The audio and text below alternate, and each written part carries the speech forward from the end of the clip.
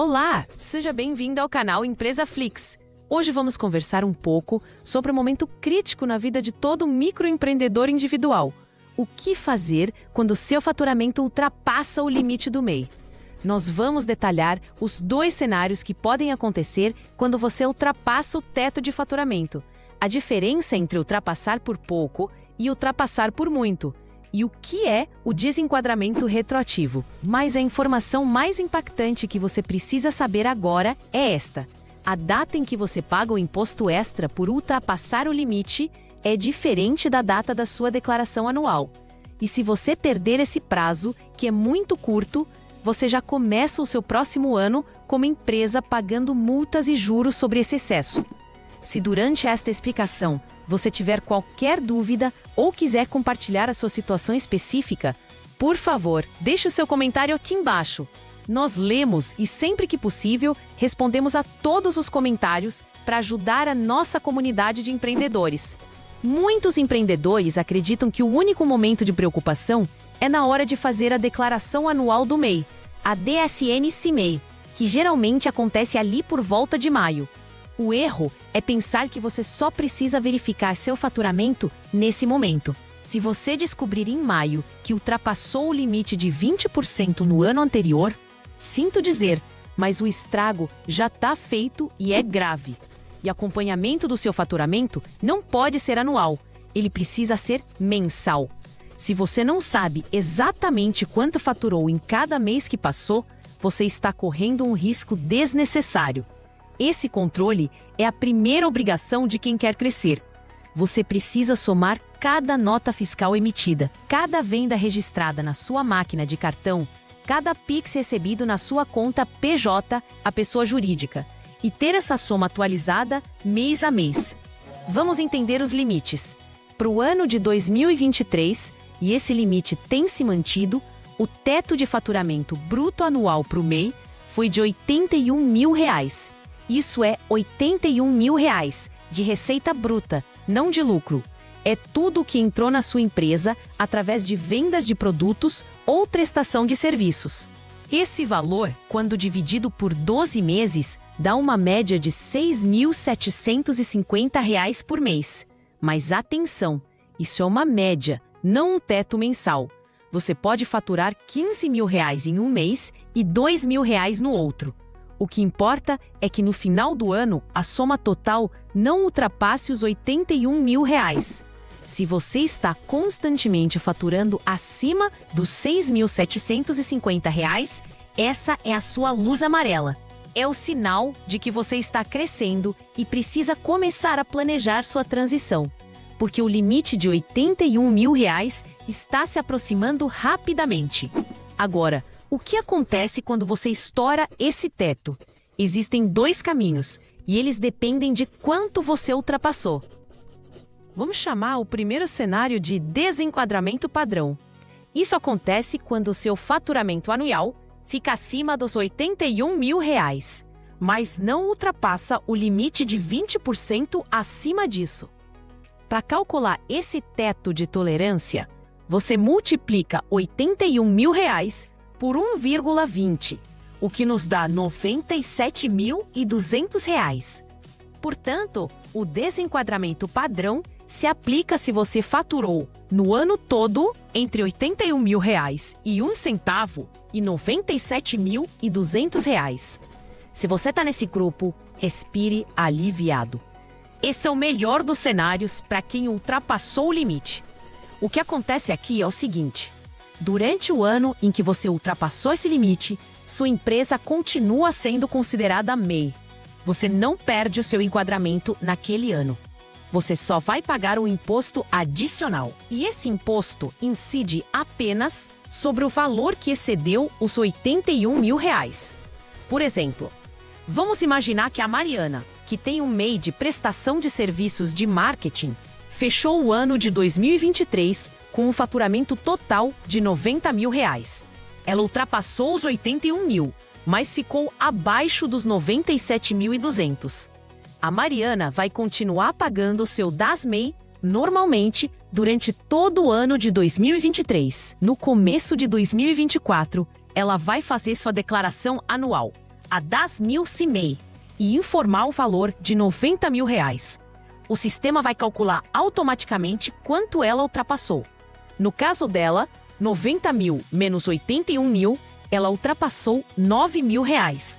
O sistema vai gerar uma guia DAS complementar, um DAS extra, cobrando os impostos do Simples Nacional apenas sobre esses R$ 9.000 de excesso. O valor exato vai depender da atividade dela, se é comércio, indústria ou serviços, pois as alíquotas de ICMS e ISS mudam. Vamos a uma simulação real para serviços. Se você faturou R$ 90.000, teve um excesso de R$ 9.000. Sobre esse valor, você pagaria algo em torno de R$ 234 de INSS e R$ 180,90 de ISS, totalizando um imposto extra de R$ 414,90. Se você faturasse o teto máximo da tolerância, os R$ 97.200, o excesso seria de R$ 16.200. O imposto adicional sobre esse valor ficaria em torno de R$ 746,82. É um valor extra, mas é perfeitamente gerenciável e justo, pois incide só sobre o que passou. Mas aqui está a armadilha que mencionei no início. Quando o sistema gera esse DAS complementar sobre o excesso de faturamento, o vencimento dele não é em maio, junto com o prazo final da declaração. O vencimento desse imposto é no mês de fevereiro. Se você, como a maioria dos MEIs, só faz a declaração em abril ou maio, você vai gerar essa guia e descobrir que ela está vencida desde fevereiro. E sobre ela incidirão juros e multas por atraso. Veja só que situação. Você fez tudo certo, declarou o valor correto, mas por uma questão de datas que não é óbvia, você já começa a sua nova fase como empresa pagando multa. É um detalhe que pega muita gente. E o que acontece depois? No caso da Mariana, que faturou R$ 90.000 em 2023, ela paga esse DAS complementar sobre os R$ 9.000 de excesso. E automaticamente, a partir do dia 1º de janeiro de 2024, ela deixa de ser MEI e é desenquadrada. Ela passa a ser uma microempresa, uma ME, optante pelo Simples Nacional. A transição é suave e planejada. Ela começa um novo ano já em um novo regime. Agora, vamos ao segundo caso. O cenário que realmente causa problemas e que vamos chamar de desenquadramento retroativo. Isso acontece quando o empreendedor não apenas ultrapassa os R$ 81.000, mas também ultrapassa a margem de tolerância de 20%. Ou seja, se o seu faturamento anual foi superior a R$ 97.200, se isso aconteceu, a situação é muito séria. E, francamente, a legislação é extremamente dura nesse ponto. Quando você fatura acima de R$ 97.200, a Receita Federal entende que você não deveria ter sido MEI durante aquele ano. E o que ela faz? Ela aplica o desenquadramento retroativo. Isso significa que você não será desenquadrado apenas a partir do próximo ano. Você será desenquadrado retroativamente ao dia 1º de janeiro daquele mesmo ano em que você ultrapassou o limite. É como se a Receita dissesse: sua opção pelo MEI em 2023 está anulada. Você foi uma microempresa, ME, desde o 1º dia do ano. Vamos usar um exemplo para ficar claro. Imagine o Carlos, que tem um MEI de comércio eletrônico. Ele teve um ano excelente e, ao fechar a contabilidade em dezembro de 2023, percebeu que faturou R$ 110.000. Ele não só passou dos 81.000, como estourou os 97.200. O que acontece com Carlos? Ele perdeu sua condição de MEI referente a todo o ano de 2023. Ele será considerado uma ME do Simples Nacional desde 1º de janeiro de 2023. A consequência disso é um pesadelo financeiro. O Carlos não vai pagar um imposto extra apenas sobre o que passou dos 81 mil. Ele terá que pagar os impostos do Simples Nacional sobre o faturamento total de 110 mil reais, de forma retroativa. Todos aqueles DAS/MEI que ele pagou durante o ano, de 60 ou 70 reais por mês, são praticamente desconsiderados, embora possam ser abatidos no cálculo final. Ele terá que recalcular o imposto de cada mês, desde janeiro, como se fosse uma ME. Se a alíquota dele no Simples Nacional for, por exemplo, de 4% sobre o comércio, ele terá que pagar 4% sobre o faturamento de janeiro, 4% sobre o de fevereiro e assim por diante, sobre o total de 110 mil reais. E o pior, o imposto de janeiro de 2023 venceu em fevereiro de 2023. O de fevereiro venceu em março. Quando o Carlos for fazer esse acerto, todos os impostos do ano inteiro estarão atrasados. Além do imposto principal, que já é muito maior, ele terá que pagar juros e multas pesadíssimas sobre cada mês de atraso.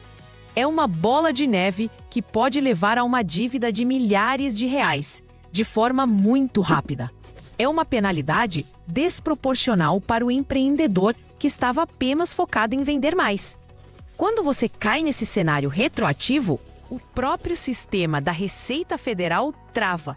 Se você tentar entregar a sua declaração anual do MEI, a DAS/MEI, informando um valor acima de R$ 97.200, o sistema não vai aceitar. Ele exibirá uma mensagem dizendo que o limite foi ultrapassado e que você deve comunicar o desenquadramento obrigatório. Você nem sequer consegue declarar como MEI, porque para a Receita, você não era mais MEI naquele ano. Esse cenário exige imediatamente a contratação de um contador. É impossível resolver isso sozinho.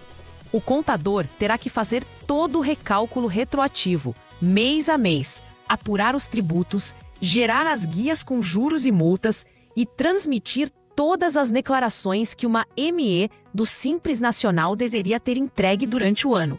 E não entregou, porque você achava que era MEI. É um trabalho complexo e custoso. Uma dúvida muito comum e que os exemplos da Mariana e do Carlos não cobriram é sobre o faturamento proporcional. O limite de R$ 81 mil e, consequentemente, o de R$ 97.200 vale para a empresa que esteve aberta durante os 12 meses do ano, de janeiro a dezembro. Mas e se você abrir o seu MEI no meio do ano? O limite muda? Sim, isso é outra armadilha perigosa. Quando o MEI não fica aberto durante o ano inteiro, o limite de faturamento é proporcional aos meses de atividade. A regra é simples. Pegue o valor médio mensal, que é de R$ 6.750, e multiplique pelo número de meses em que o seu CNPJ esteve ativo. Vamos a um exemplo prático. Suponha que o Bruno abriu seu MEI no dia 1º de setembro de 2023. Ele esteve ativo em setembro, outubro, novembro e dezembro. 4 meses. O limite de faturamento do Bruno para o ano de 2023 não é de R$ 81 mil. O limite dele é R$ 6.750 multiplicado por 4 meses, o que dá um total de R$ 27 mil. Esse é o limite dele. A margem de tolerância de 20% também é proporcional. R$ 27 mil multiplicado por 1,20, o que dá R$ 32.400. Agora, imagine que o Bruno teve um ótimo final de ano e faturou R$ 35 mil nesses 4 meses. Ele olha para o limite geral de 81 mil e pensa: estou tranquilo, faturei só 35 mil. Ele está redondamente enganado. Como o limite proporcional dele era de 27 mil e a margem de tolerância era de 32.400, ao faturar 35 mil ele caiu no pior cenário, o desenquadramento retroativo. Ele terá que pagar impostos como ME, com juros e multas, retroativamente à data de abertura da empresa, que foi 1º de setembro. Ele nem chegou a ser MEI. Na prática, aos olhos da Receita, é por causa dessa regra proporcional que a ideia de dar um jeitinho não funciona. Alguns empreendedores pensam: cheguei perto dos 81 mil em junho, vou fechar esse MEI e abrir outro no CPF da minha esposa ou no meu próprio CPF em julho, para ter mais 81 mil de limite no segundo semestre. Isso é um erro fatal.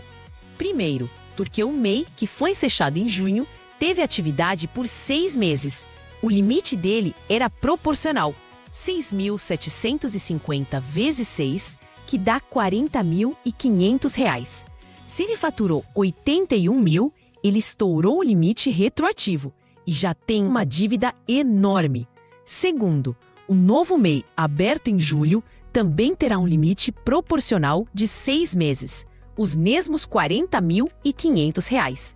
Além disso, a Receita Federal tem sistemas de cruzamento de dados muito avançados. Se ela perceber que são atividades idênticas, no mesmo endereço ou com movimentações financeiras semelhantes, ela pode entender isso como fraude ou simulação, somar o faturamento das duas empresas e desenquadrar ambas retroativamente, aplicando multas ainda mais severas. Tentar driblar o limite, fechando e abrindo empresas, é talvez a pior decisão financeira que um empreendedor pode tomar. O crescimento precisa ser organizado. Então, o que você deve fazer? A primeira ação, como já dissemos, é o controle mensal rigoroso. Você precisa saber, no dia 30 de cada mês, quanto faturou. A segunda ação é ser proativo. Não espere a Receita Federal descobrir que você estourou o limite. Isso se chama desenquadramento de ofício e é o pior cenário, pois quando ela descobre, geralmente, anos depois, a dívida de juros e multas é impagável. Se você está vendo que vai ultrapassar o limite, você tem a opção de fazer o desenquadramento voluntário.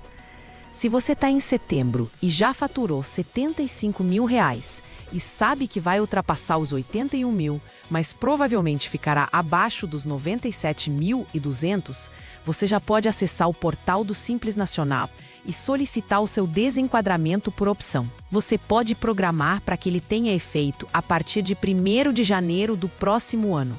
Com isso, você termina o ano como MEI, paga o DAS complementar sobre o excesso, aquele com vencimento em fevereiro, e inicia o próximo ano como ME, de forma limpa, organizada e sem sustos. Agora, se você está em outubro e seu faturamento já bateu R$ 100 mil, você não pode esperar. Você estourou o teto de 20%. Você tem a obrigação de comunicar o desenquadramento por excesso de receita. Você deve fazer isso o mais rápido possível, idealmente no mês seguinte ao que ocorreu o excesso. Se você estourou em outubro, deve comunicar em novembro. Por quê? Porque quanto antes você comunicar, antes o seu contador poderá começar o trabalho de apuração retroativa. Isso permite que você já saiba o tamanho da dívida e possa negociar um parcelamento dos impostos atrasados. Deixar para a Receita descobrir sozinha é garantir que a multa será maior. E depois que você é desenquadrado, seja pelo cenário padrão ou pelo retroativo, o que muda na prática? A vida como microempresa, ME, é bem diferente da vida como MEI. A primeira e mais importante mudança é que você agora é obrigado por lei a ter um contador. O MEI é dispensado dessa obrigação, mas a ME não é. Como ME, você continua no Simples Nacional, que é um regime tributário facilitado. Mas ele não é um MEI. Você não vai mais pagar aquele valor fixo mensal no DAS. O seu imposto passa a ser um percentual sobre o seu faturamento bruto mensal. O valor desse percentual depende da sua atividade, que é classificada em anexos. O anexo 1 é para comércio, com alíquotas que começam em 4%. O anexo 2 é para a indústria. E os anexos 3, 4 e 5 são para serviços, com alíquotas que podem começar em 6% ou até mais, dependendo do tipo de serviço. Ou seja, seu imposto será variável. Se faturou R$ 10 mil em um mês com serviços do anexo 3, pagará R$ 600 de imposto. Além do imposto, surgem as obrigações acessórias. O MEI só entrega uma declaração por ano, a DASME-SINEI. A NE do Simples Nacional precisa entregar mensalmente o PGD-ASD, que é o programa onde o contador calcula o seu imposto. E anualmente precisa entregar a DEFIS, que é uma declaração muito mais complexa que a do MEI. Se você tiver um funcionário, o E-Social também se torna mais detalhado. Outra mudança imediata é a emissão de notas fiscais. O NEI só é obrigado a emitir nota quando vende para outra empresa, para outra pessoa jurídica. A ME é obrigada a emitir nota fiscal para todas as suas vendas ou serviços, seja para pessoa física ou jurídica. E para emitir essas notas, especialmente a nota fiscal eletrônica de produto, a NFE, ou de serviço, a NFSE, você provavelmente precisará de um certificado digital, que é a sua assinatura eletrônica. E, por fim, a regularização jurídica da sua empresa. Quando você é desenquadrado do MEI, você não pode continuar apenas com aquele certificado de MEI. Você precisa ir à junta comercial do seu estado. O seu contador fará isso por você. Ele precisará atualizar o seu registro. Se você era um empresário individual como MEI, você precisará registrar um ato de desenquadramento de MEI e se transformar em um empresário individual. Ou, o que é muito mais recomendado hoje em dia, transformar sua empresa em uma SLU, uma Sociedade Limitada Unipessoal. A SLU é um tipo de empresa limitada, com um único dono, que protege o seu patrimônio pessoal, o seu CPF, de eventuais dívidas da empresa, o CNPJ. O MEI não oferece essa proteção. No MEI, o seu CPF e CNPJ se misturam para fins de dívidas. Portanto, essa transição, apesar de burocrática, é uma excelente oportunidade para você profissionalizar seu negócio e proteger seu patrimônio. Depois da junta comercial, é preciso atualizar o cadastro na prefeitura para obter um novo alvará de funcionamento como ME. E, se for o caso, no governo do estado, para inscrição estadual, se você for do comércio ou indústria. Ultrapassar o limite do MEI não é o fim do mundo. Pelo contrário, é um sinal de que seu negócio deu certo e está crescendo. É um bom problema para se ter. Mas é um problema que precisa ser resolvido da maneira correta, com planejamento e, obrigatoriamente, com o auxílio de um profissional de contabilidade. Tentar economizar com o contador nesse momento de transição é o caminho mais curto para ter prejuízos enormes com impostos retroativos, multas e juros. O desenquadramento é o primeiro passo da sua jornada como empresário de um negócio que está escalando. Agradecemos por sua audiência. Esperamos que essas informações tenham esclarecido os caminhos e os riscos do desenquadramento. Conheça os outros vídeos do nosso canal para mais dicas sobre gestão e crescimento empresarial.